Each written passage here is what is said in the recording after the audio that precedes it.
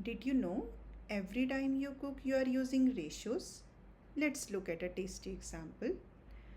Uh, let's say we have to make a chocolate milkshake where we are using 5 parts milk. We will use milk, chocolate syrup, and sugar. Chocolate syrup and sugar.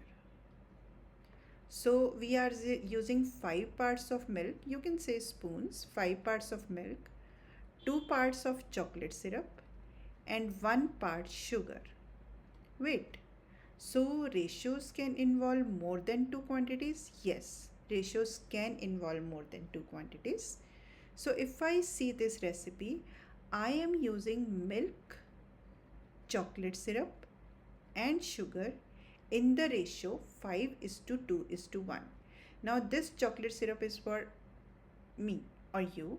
Now suppose you have to make 2 servings of chocolate syrup. So you will just multiply it with 2.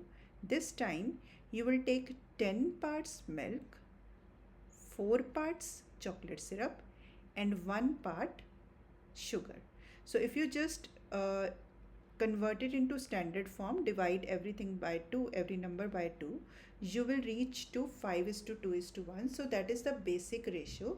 Now suppose you have 5 friends including you, then you will multiply everything 5 times. So 25 parts milk, 5 to the 10, 10 parts chocolate syrup, and 5 parts sugar.